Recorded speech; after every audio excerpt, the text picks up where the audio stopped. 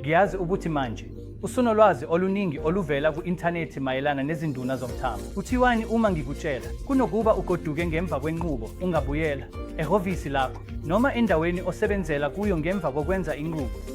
Kulula kanjalo. Thina lapha e-Apollo singenza le nqubo ngaphandle kokusika, ngaphandle kokuthunga. Sifinyelela kulezi zinduna zomthambo ezikhulayo ezibangela inkinga emlenzeni wakho futhi siziphatha ngekhlwe noma ilaza. Futhi kunezinto ezinhlanu ezibalulekile zale nqubo.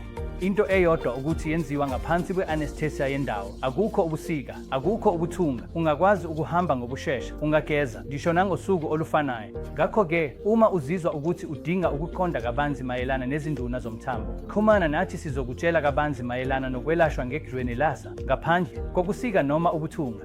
Ngiyabonga.